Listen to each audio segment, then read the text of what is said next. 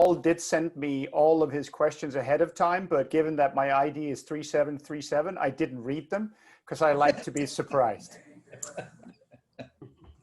Well, it's not certain that we're going to use those questions. They were I had Pam, your EA, was on the phone saying, "Are you going to send something?" I thought, "I better send something," but I didn't think you'd need it, and I didn't know that I would stay with it. But anyway, let's get on with it and see what happens. So, as Jesper mentioned, his ID is 3737. I should just preface this too, to everyone to know we do record these calls so that we can have them afterwards for people who are unable to make the call. They can listen to it, or if you want to go back over it, you can listen. So I just want you to be aware of that as you share your information. There's a face from the past. Hello, Michael Hanrahan.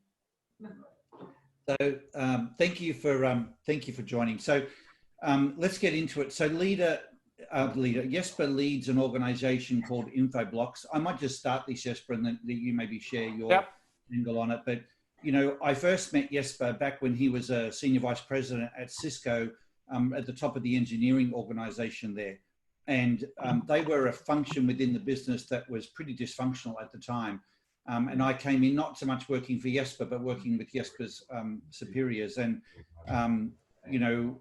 from there, you grabbed hold of this. I don't know what you exactly saw, but there was obviously something that triggered your attention. And we then started to do some serious work, some acquisition integration at Cisco. And then when you left there and went to, we didn't really go straight to Infoblox. What I thought was really nice was, and just to share this with the team, I've said to various leaders, once I connect with someone, whether they were to stay a client or not, there's people that you just want to stay connected to. And Jesper was one of those people for me. And in fact, I didn't know whether you would go back to work or not. But I just remembered, valuing still do, obviously, valuing the friendship and connecting with you during that time you had off, and you were sort of contemplating what you do. And I really like that you chose this role. It didn't so much, it's not like you had to go and do it. There are a number of things that lined up about this for you to do it. And you've had now, I think from memory, about 6 years at the helm of Infoblox. Coming up, yeah. What a journey. I mean, you've taken that company from a very fragile place and much smaller to, in the last few weeks, an acquisition of sorts, selling half the company and lining up for a very exciting future yet again. So I might just stop there, Jesper, and that you maybe introduce, you and your role at the company, and maybe what you saw in the ID that, and how it aligned to your leadership that made you want to take something forward, especially at Infoblox. Yeah, Paul, first, I appreciate the opportunity, and I value the friendship at least as much as you do. I'm not sure I need to introduce Infoblox because I'm looking at the faces and half of the people are from Infoblox.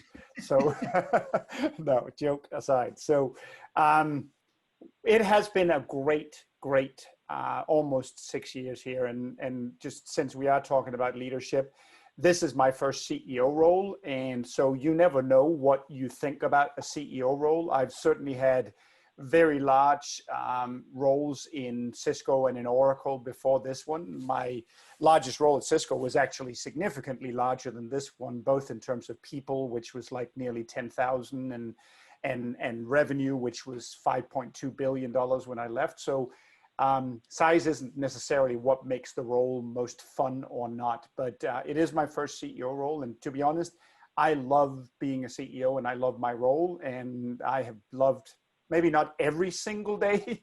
I think that's hard. There are some tough days, but I've really, really loved this journey, and I'm blessed with an unbelievable team at Infoblox and a great product and a great set of customers.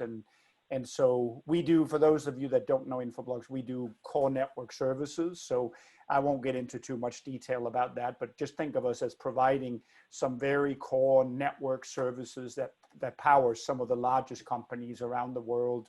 Truly a global company. We are about just over $500 million in revenue, and we're about 1,400 people, hiring, growing like crazy. And as Paul said, we are going through a transaction right now where our private equity owners sold us to other private equity holders for just over $3 billion. Sort of as we're putting the final touches to that. So that's kind of Infoblox. Did you want me to talk about the journey to leadership, or I'll kind of look to you, Paul, for yeah, no, well, thanks, Jesper. I was going to ask you, when did you first think of yourself as a leader? Because a lot of people look at from the ID, they'll say, is my ID am I suited to leadership? And before we even look at ID, when did you first even think of yourself as a leader? Yeah. Does it go back even before your career, or is it recent? It's a good question, and you're being a lot more politically correct here. Usually what Paul would say to people with my ID is he'd look at the ID and he'd go like, you weren't a born leader, so how did you end up here? I don't know. So it's not like there was one thing. The one event I can remember, I started my career as a software developer. I worked for a Danish software company back in the early 90s, and I kind of quickly became like a chief architect of an environment, and I got a small development team of 2 or 3 people. But when you're 2 or 3 people, you're working together and you're all coding, and it doesn't feel like leadership initially. I can remember that I had an opportunity to go to leadership or management training. And I remember we were working in groups, and this was about trying to solve problems together, complex problems. And, you know, I wasn't the person that sort of stood forward initially and said, we got to go there kind of thing. I was maybe a little more timid. That may be hard for the people that know me to believe, but I was always very young in school. I was like the youngest person in primary school, the youngest person here and there. And I was small by stature. And so, you know, the big bullies that are older would beat up the smaller ones when I was a kid in Denmark. And so leadership was maybe more behind the scenes. And I remember the coaches in that was evaluating everyone from a leadership potential perspective. And they kind of somehow gave me the phrase of gray eminence, kind of like, well, he's really the guy who's pulling the strings and making you go in that direction, but he's maybe not the one who speaks the loudest about it. And it kind of stuck with me a little bit of, I would say it's shaped a little bit this notion of leadership isn't always about being the one who's running forward, rah, and taking everyone. It's really about providing value to a group of people and getting to the right destination and the right kind of solution at the end of the day. So that's maybe one of the early ones. I would say when I came to Oracle, you know, up to that, I had been leading relatively small engineering and development teams. And early on, I could kind of manage the code on my own. And then I came to Oracle, and now my team grew. And there's this point in time in a leader's whatever function you were in, where you realize that shit, I can't do all of that anymore. And by the way, some of the other coders are actually better than me.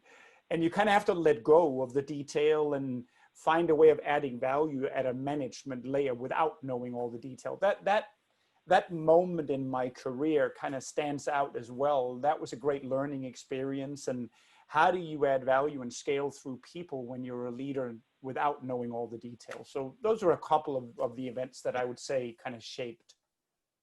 It's very interesting, because one of the reasons I think of your ID as a natural leadership ID is because you really shine best when you've got a team.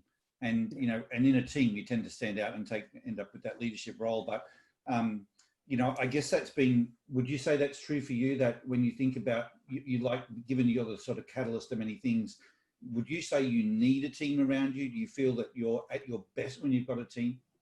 Well, first I would say I'm a social kind of person by nature. I like the interaction with people. And so I need a team, if for nothing else, for that perspective. Just working on my own.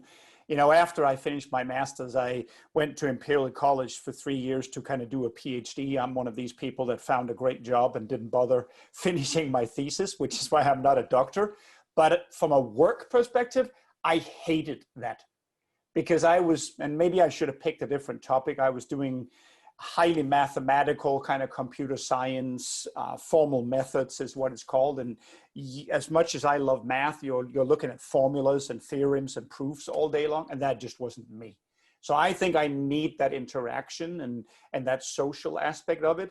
And then as I've gotten older and deeper into my career, I realized that I actually derive by far the most satisfaction by seeing and helping other people grow. So there's nothing more rewarding if you can play some small role in having other people that you work with reach their potential. And I have been fortunate in my career to work with some great people that maybe I helped nudge a little bit along the way. And I remember when I was at Oracle and Cisco, sometimes some of these great superstars get pinched away from you. They get promoted into other roles. And there are some leaders that freak out over that and are very selfishly looking at that and saying, oh, my situation's much harder now because I lost this superstar. I've always viewed that as a heck of an honor.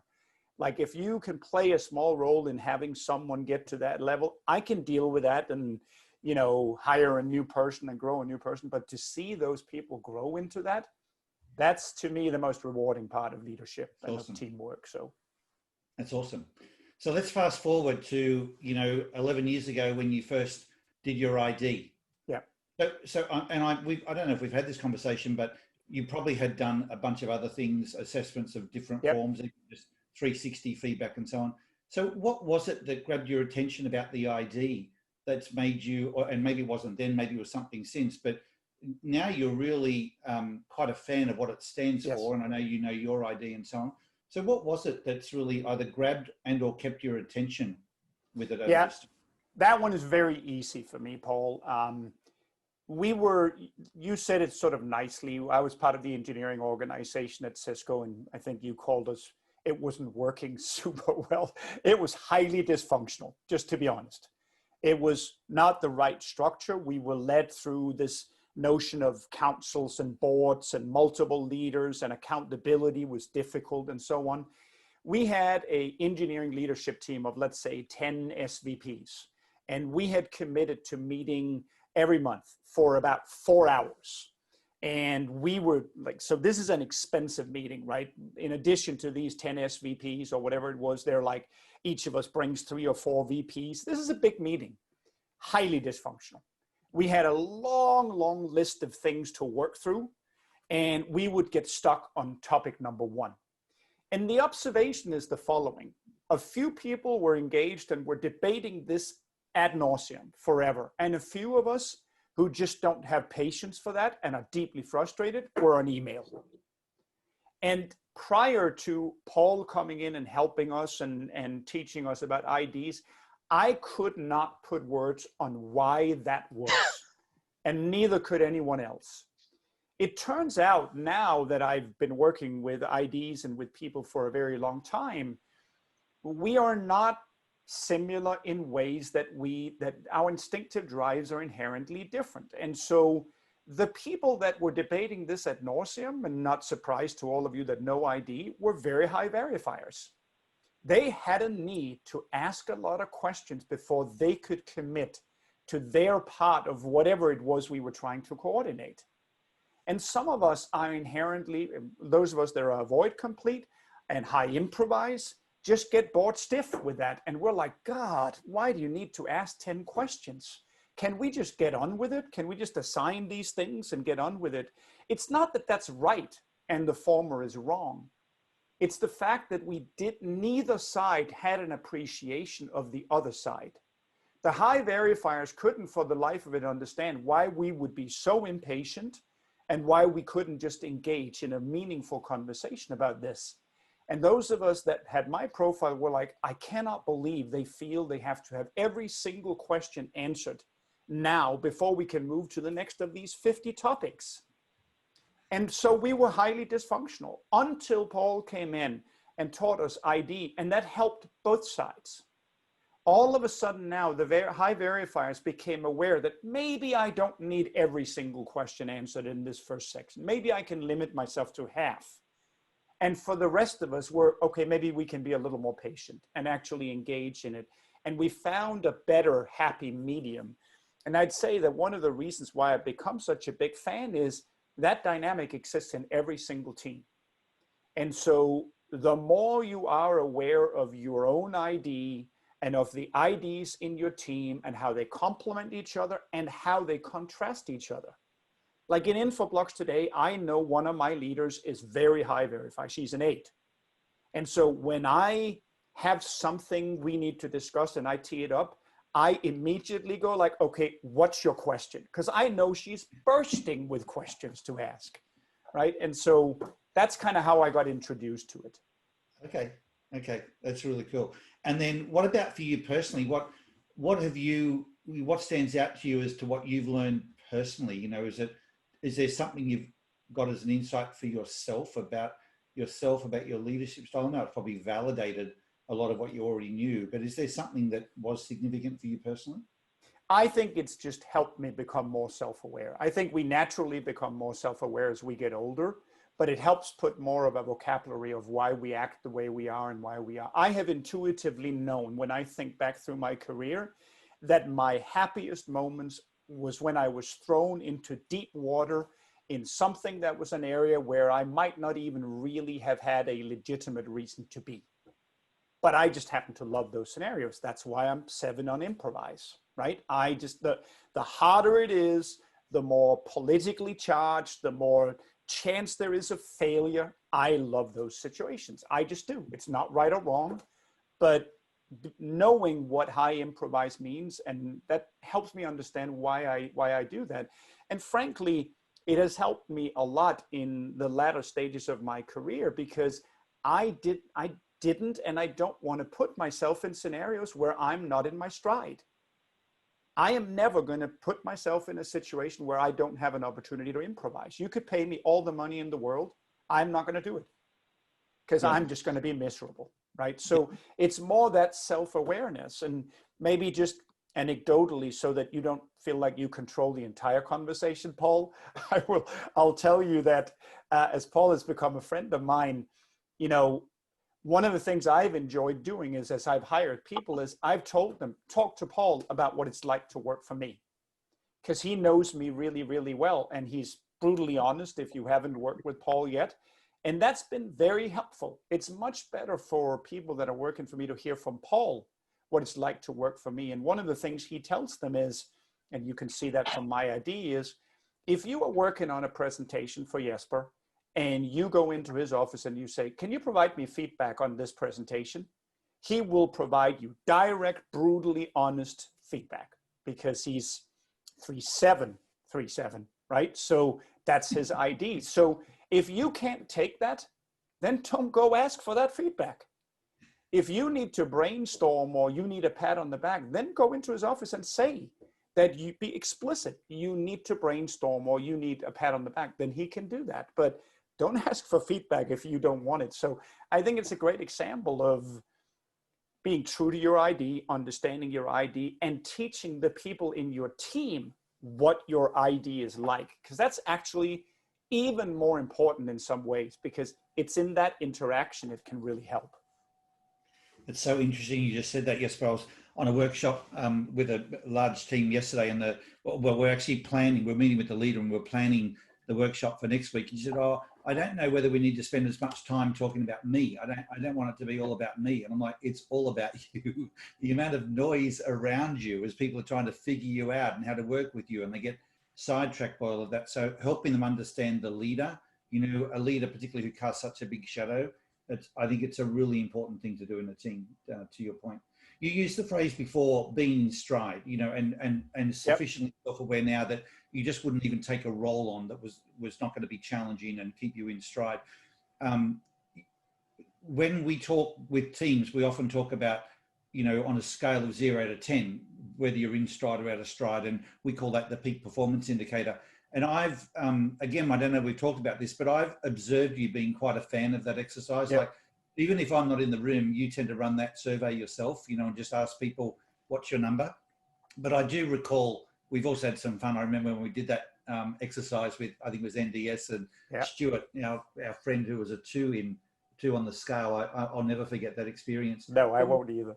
Why is that so important to you? Because I think it'd be really valuable for the group to hear today why that exercise has really gelled with you. Because I think it's good to hear it from a leader's perspective, what it means to know that about your team. Yeah, it's a good question. And I would say you can't just in any team unilaterally implement that and then assume that's going to work from day one. Because there's one very, very important element to that exercise. And that is, you have to have 100% trust in that team. If you don't have that, if people in that team doesn't have that, they are not going to be honest about what their score is, in particular, if they're not in stride. It is really hard for one of your team members to say, look, I'm struggling, I'm a 4. Especially if everyone else ahead of that person has said they're an 8 and a 9 and whatever else. Who's going to stand up and say, I'm just not in stride? And that could be for all kinds of reasons, right? And so you need to build that platform and that trust, and that takes time. We have that now. We start every offsite we have, whether they are now virtual or prior to COVID physical, we never miss it. We started with every single person, including my EA, every single person in the team, providing a score of where are you at? Are you in your stride? And more importantly than just a number, why are you where you are? Like if your sales leader is a 6 and you just crushed a number, how is he a 6? Why is that? Well, he could well be a 6. If he's overwhelmed, if he's worried about the future, or if he's pissed off about the collaboration with some of the other teams. You need to have that platform where everyone truly feels, now we are now in a sacred room where not only are we entitled to speak honestly about why we're there, we're obligated to be honest about where we're at. And we have that now in our leadership team. But that takes time to build. So if you want to start that in your team, don't expect miracles if you've never done that before. But it starts with you as a leader. If you're not willing to be honest and open and vulnerable, and by the way, a great compliment to Paul's methodology is a book known as called The Advantage by Patrick Lencioni that talks about how you build up that kind of trust in an organization and what that enables you to do. We practice things from that book in our leadership team, but you got to build that first. But once you have it, it's a great platform. And you should strive to end the meeting with people being at a higher score than where you started. And we are almost always at a higher score. And we always realize, wow, we need to spend more time together, right? Because it's that spending time together, debating the real topics, having honest conversations about it, that allows everyone to move up on those kind of things, getting things off their chest or whatever else it is. So that's why I'm a big fan. It's a great bookend to the start and the end of a meeting. Well, you're one of the few people I know that sort of, to me, gets it. So many people think of the idea as helping understand differences and understanding strengths. But there's, as a leader, I think it's so valuable to be thinking about, are my people in stride? You know, it's all very well to understand each other, but are they optimized and working at their very best? And I love that you care about that. You know, I think, and I actually think that becomes part of the more you think about ID and the more you internalize it, the more you become observant on that, right? Because that's the real power of the methodology. Is you need to understand that if you have a leader in your team that's high improvise, but you've put them in a situation where they've been working for a year and they haven't had a chance to improvise, they're not going to be in their stride. Or if you have a high completer and you've had them do 50 different things and they never have a chance to complete those things, they're not going to be in their stride. The best example of that is certainly a former executive assistant I work with who's a very, I think she's an 8 on completer. She was actually visibly upset if she didn't have a chance to get through her lists and do check marks. So I needed to work with her to make sure that she had that time. She very rarely came into my office, but when she did, I knew, okay, shit's hit the fan. I need to drop everything. We need to get through the list. I need to allow her to do her check marks. And then you could visibly see that she was, I can breathe again, right? So the more you are aware of your team members' IDs and the more you think about what it takes for them to be in their stride, the better performing your team will be. I truly believe that. And I've observed that. And Jesper, what's your number today? Well, my number is very high right now because not only are we performing exceptionally well as a company, but there's so much complexity ahead of us. And because of the transaction we're going through, we're getting tremendous validation from an external market. So I think it's, and I had a week off 2 weeks ago, so I think it's hard for me to get any higher. So I don't think I could ever truly be a 10, then you'd be too happy, Paul. So, but I'm probably at least, I'm a 9+, let's put it that way. Okay. Okay. We can see that. But, you know, you might say that you're like that now because of a number of good things going on. But my experience of you, at least for quite a few years now, is you're consistently like an 8 or a 9, really. And even I can't imagine the pressure you felt when COVID hit and you've got, you know, 1,000+ people's lives and livelihoods at stake and the changes you have to address with all of that.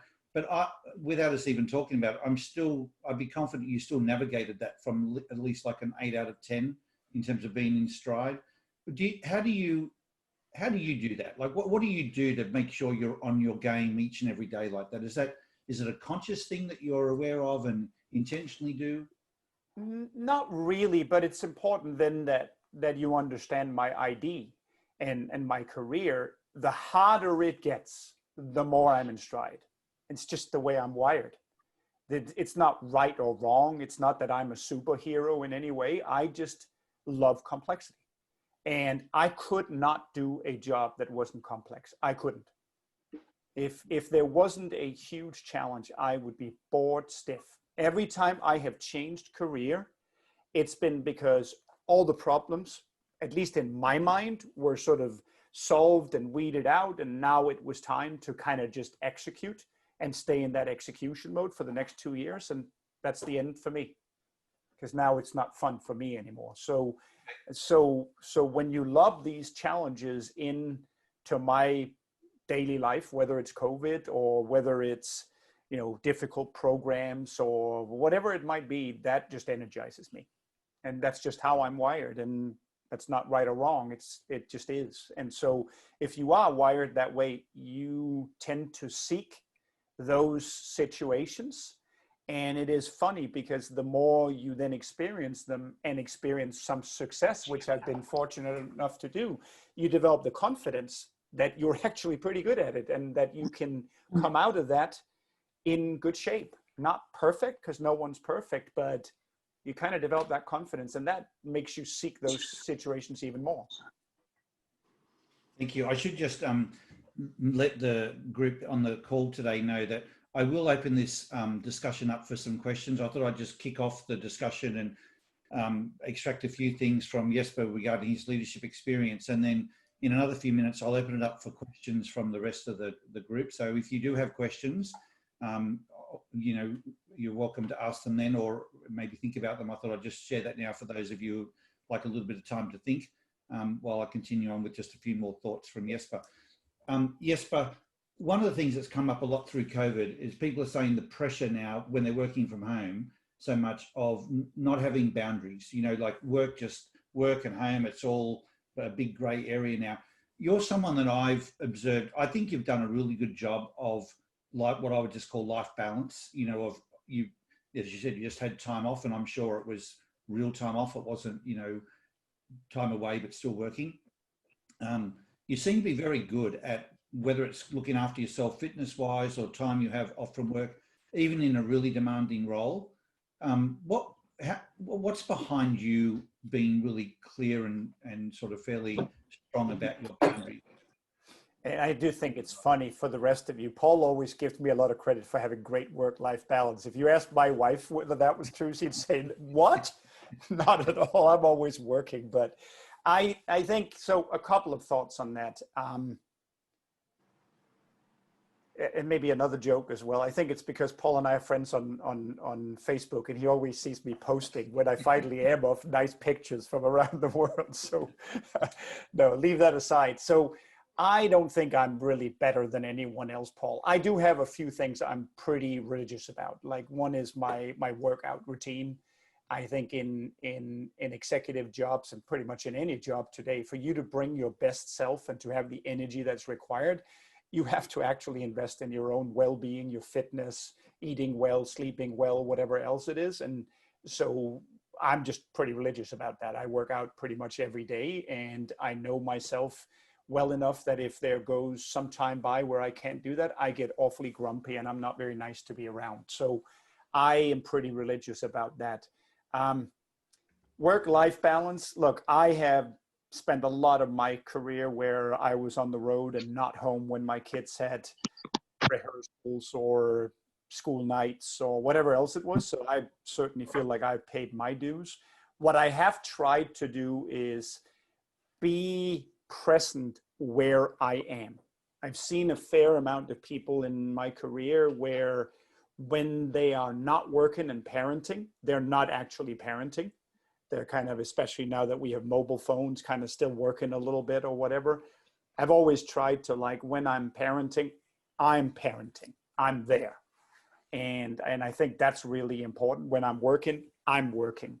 I've also learned that there's no point in trying to work if you're not working. So don't try to please a boss by showing up at every meeting if you aren't really in the mood for it. And if you don't need to be there, then don't show up for that meeting. If your boss is the kind of boss that just wants you to sit around because he or she needs you to be in that meeting, then it's not the right boss to work for. Then find some other place to work. But be there when you are there and commit to being there when you are there. So I haven't spent as much time with my kids over the years as I should have, but I am pretty confident that when I was there with them, I spent my time with them. So that's all the advice I can give. I think it's important to be there for that. And when you take time off, take that time off. I'm European, and even though I've lived in the States for 26 years, you know, I feel I'm sort of a global citizen of the world. I'm partly European, I'm partly American, and I do think we can learn from the Europeans. They do tend to take more time off than we do in America, and I actually believe that's healthy.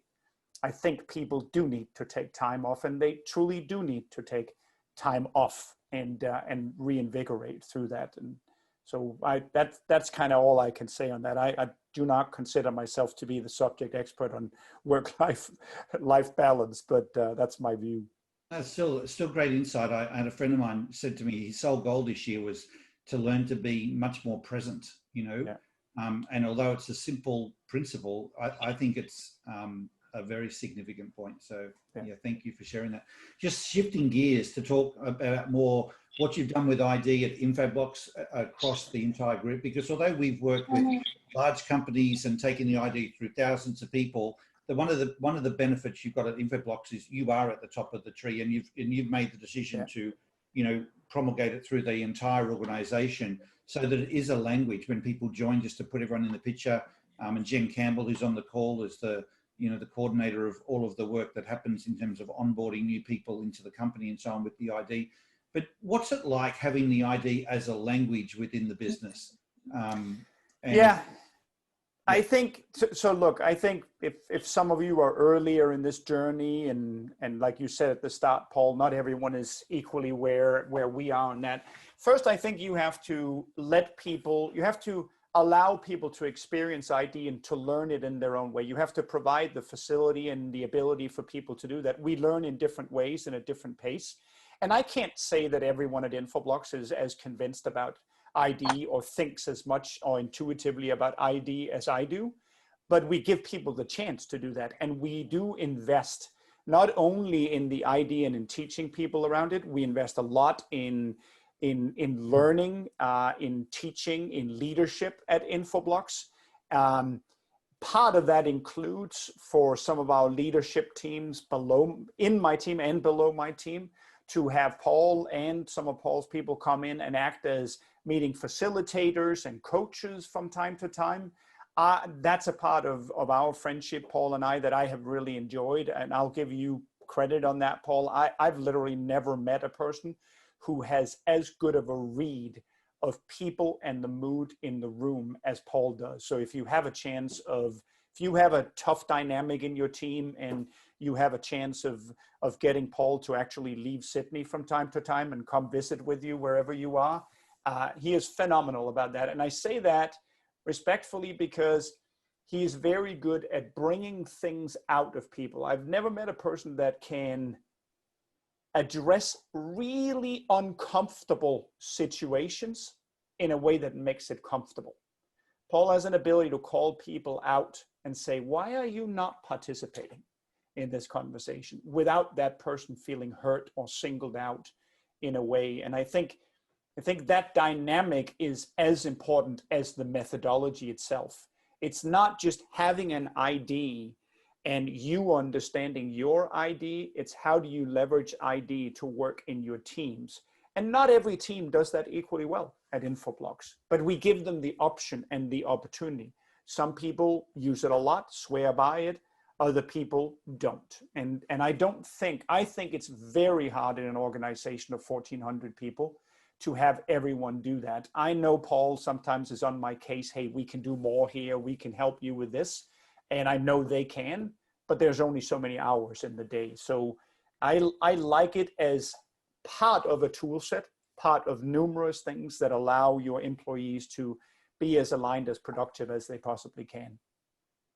Well, that said, and I don't disagree with anything you've said. Obviously, there's different levels of engagement from people, but there's nonetheless, I think, a really healthy appreciation, firstly for the ID. I think it is a popular tool there, but also just the principles behind it, that, you know, like that people have different ways and the different ways are allowed, and that diversity of thinking is, you know, promoted within conversation. And so it's not like one person rules and dictates and so on. You've even, I think before you joined, there was strong cultural values. I think you've done a good job of really reinforcing those, but certainly having it as a common language. Do you feel like it is a language in the business at all?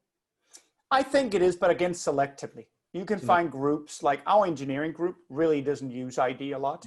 We have a leader in that group who's very, very strong, very good at what he does, but, you know, experienced and has his own way of doing things. They just don't do it as much, right? So again, it's used selectively. So I'm kind of been glancing over at the chat window, Paul, a little bit. There's a great question that I just feel compelled to answer because it's actually super meaningful to me. There's someone, Grant is a high verifier, so I'll do my best, Grant, to answer this as precisely as I can. But the question is, has my family done their IDs?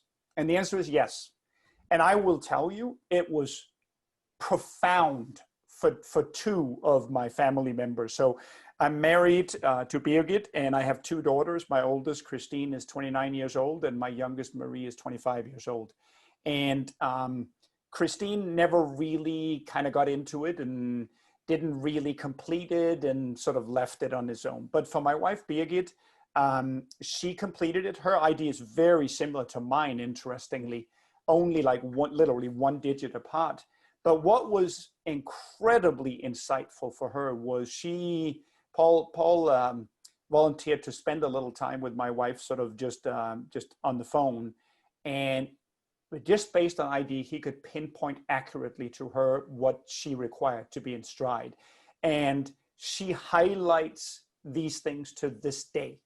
She highlights that as things that helped her. For example, she just can't have negativity in her life. It eats her up.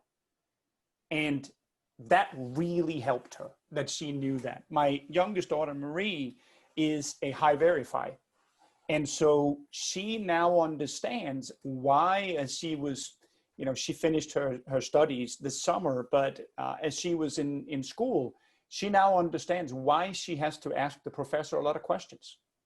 When she got an assignment, she understands why she's uncomfortable with that assignment unless she has an opportunity to ask a few questions.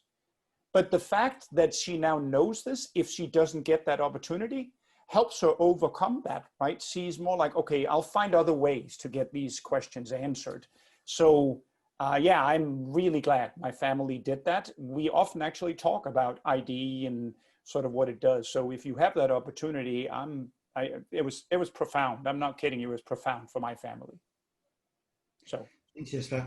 Yeah, I've seen some of the comments in the chat. There's always, like we call it, the party going off on the side. There's always interesting sort of second webinar happening over here. But very nice comments from your team as well about, you know, the relationship that we've shared together as a company with each other. I might just open it up here and ask if anyone has questions they'd like to ask of Jesper, rather than me continue on with mine. So just take yourself off mute if you do have something you'd like to ask.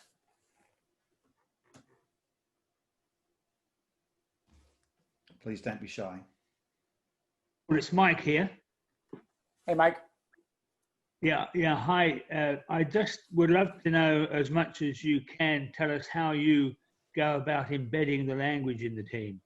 What techniques or practices you've used with Paul's assistance to embed that language? Well, for starters, every time someone gets hired, we do their ID, right? So they, as part of new hire training, they get trained on this. Jennifer Sherman's actually on here. She leads all of our learning and education and all of those kind of things. So she does all of that. So at a minimum, they'll all get an introduction to what instinctive drive is, and they will have a chance, they'll get their ID. If it was up to me and it was practical, I'd actually love for all of our new hires or recruit, the people we recruit when they get to the final stages of interviews, I'd love to know what their ID was. And we've done that a few times. So it starts with that, right? You know what people's IDs are, you train people on it. And then it starts with, how much do you actually use it? The fact that I use it, the fact that I talk about it, the fact that our leadership team practices it, means that some of our leaders have become as convinced about the value as I have. So they've continued that into their organizations. And as I said earlier, some of the organizations below me are not as active because that leader doesn't feel the need or the value as much as maybe I do and some of the others do. That's why you see sort of different levels of depth in the organization. But I think it depends on how much you as a leader use it. I don't think there's any, you can make all training available to all people, but unless you as a leader really starts talking about it that way. And to be honest, we joke about it often right in the company at all levels of the organization. If someone's asking a lot of questions, we kind of go like, oh, there's a high verifier there, right? So, and I think it's funny, I've gotten pretty good, I would say, based on relatively few interactions with people, of actually kind of guessing what their ID is, and maybe not completely accurate, but directionally, I'm pretty good at it now. So that helps you understand why people function and act the way they do. Thanks, Jesper. Great. Cheers. Yeah, no problem. Another question? Hi, Jesper. It's Susan Ingle here. Hey, I'm just wanting to know, do you have any insights that you've gained using ID regarding your own vulnerabilities?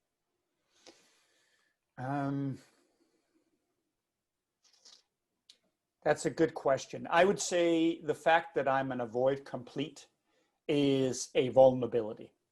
And again, I kind of knew that intuitively. I've just never really derived a lot of pleasure out of finishing things. I get all of my pleasure out of starting things, but that's also a weakness. You can call it vulnerability or weakness.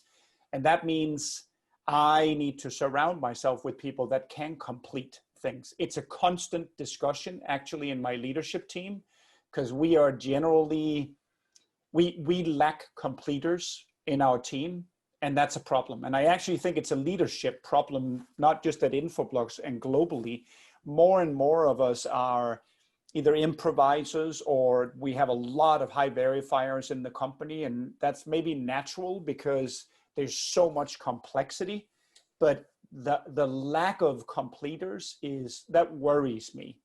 And it is a vulnerability of mine. And as Paul has often taught us, it's not that an avoid completer can't complete, but it's not natural. And I have a couple of people in my team, we call it, in America, we call it squirrel, right? You're sort of like focusing on something, and in squirrel, you're looking over there was a squirrel running by, and we have a fair number of squirrelos in our team, and we constantly have to remind ourselves that no, we actually got to finish this thing that we started. So I'd say that's probably the biggest vulnerability that I've become more aware of by using ID.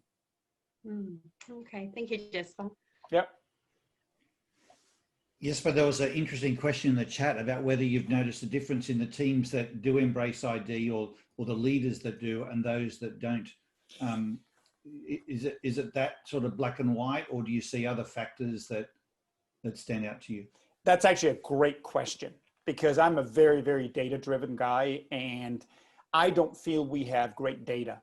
that shows that, nor have we really tried to quantify, you know, the value of that. It would be great for the ID methodology, for Paul's company, for everyone to have more substantive, hey, you know, if you implement ID, you can become 40% more efficient or whatever else it is. We don't have any of that internally. And I couldn't even really tell you, I don't think it would be fair to our engineering team to say that they are not as productive or effective as maybe our worldwide field ops team that tends to do this more, or our people in places team. But yeah, so I don't have good data, and I wish we had more data around leadership in general, methodologies that work. I've always been a big fan of trying things, and I've always been a big fan of giving your leaders plenty of different tools that they can use in different ways. There are a few tools we swear by, whether it's ID or whether it's you know, the way we do alignment via something called OKRs, objectives and key results.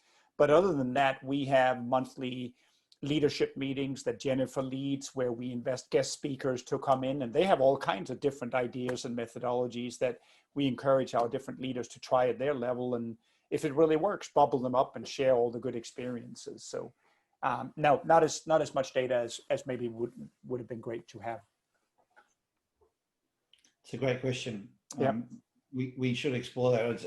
It's frustrating when you get all this anecdotal feedback that says it's made such a difference, and we don't go that one next step, which, you know, I'm going to avoid complete too. And I guess that's part of the price that we pay. If you just took that next step or two to actually get it formalized and something more concrete, it could be. But really, Paul, if we develop that, Paul, and we start gathering that data, I'll license it back to you for a small fee. So. All right, other questions? Jesper,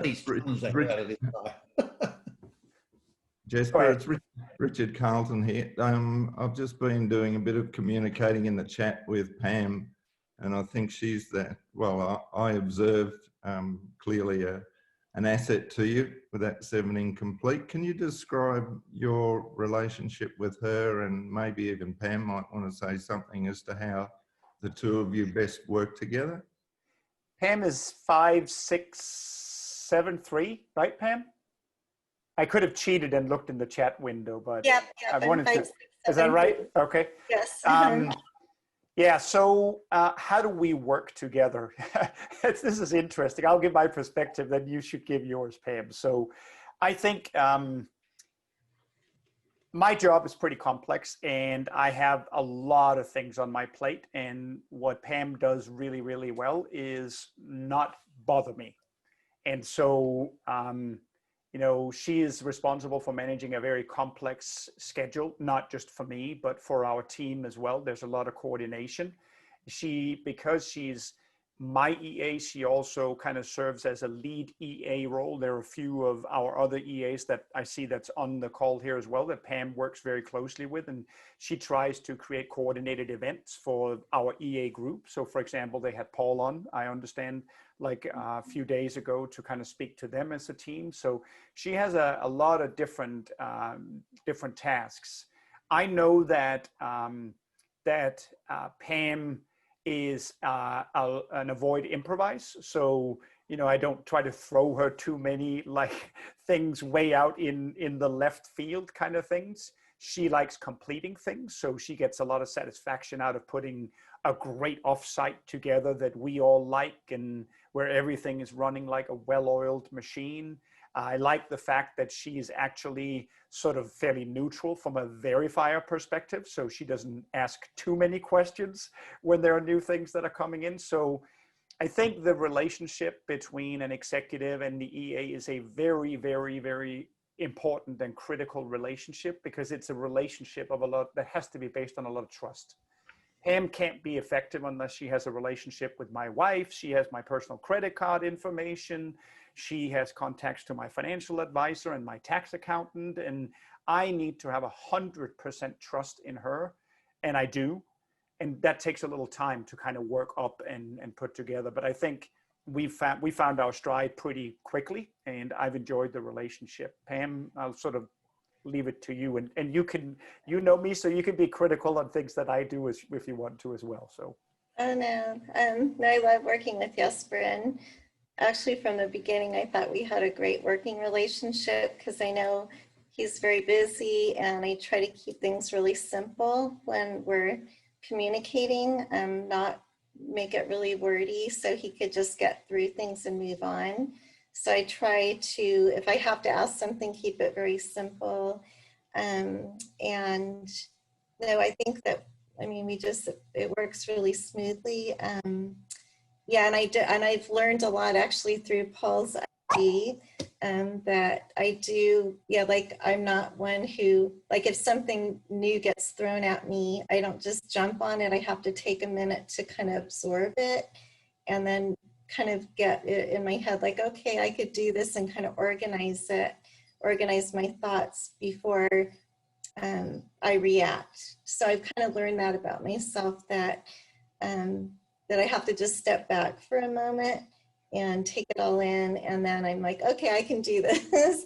So I've learned a lot actually about our team, and like, yeah, Paul did a wonderful group EA session, 2 of them for our team, and we really learned a lot about each other. And then what I got the most out of it too was just about making sure we're all in our own stride, which is different for each person. Like for Jesper, I learned he needs to have his lunch. he needs to eat lunch, and he needs to work out. You know, those are 2 huge things. And so as a team and his EA, you know, I do my best to make sure he has time for a lunch break, or that at our offsites, you know, we get fed in time, and that also he has the workout time, you know, in his schedule, and that way he could kind of be at his best, you know, too. So yeah, I feel really fortunate to be working with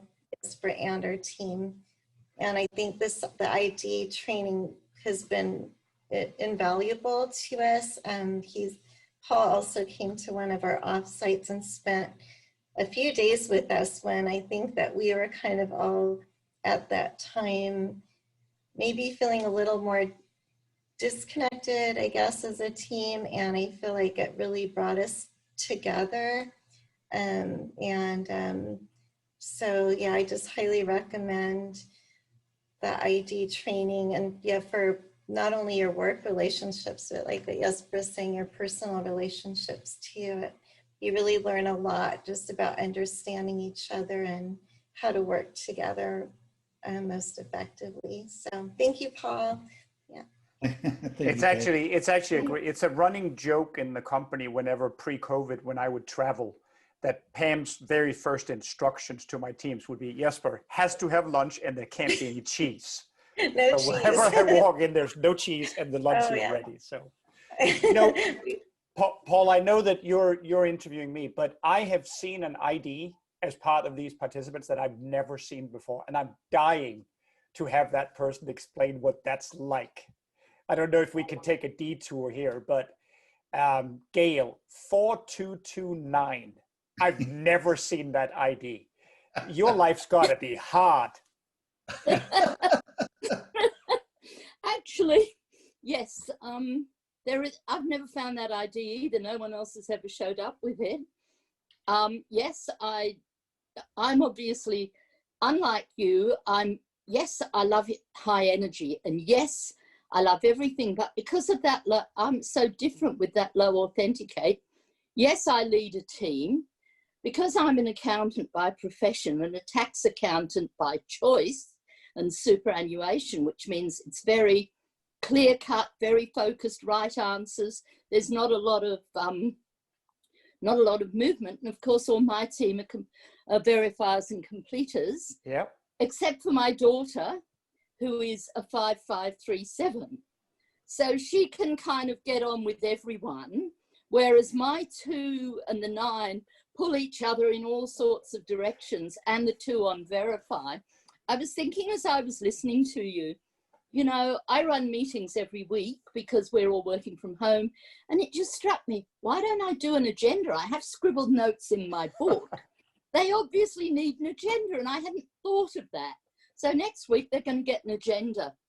But yes, as I said, before I did ID, and I've done it, I think in excess of 30 years ago, I thought I was going mad because I was never like anyone else. I never understood what they were doing. I have conversations with people and I don't know what they're talking about, but somehow I'm really good at what I do. I'm really flexible, and so I spend a lot of time consulting. So when I'm talking to people, the two in Authenticate helps me pick up on where they're at. My 9 on Improvise, in my head, I'm going here, there, and everywhere. And then suddenly I realize what they need, and they walk away and they're happy. And so even though, and I listen to their prompts, so I don't know what their ID is, but if I can hear things that tell me they're higher on Authenticate or they're higher on Verify, I give them time to ask me questions if that's what they need to do, even though I've already given them the answer, but they have to ask me the question. So yes, but it's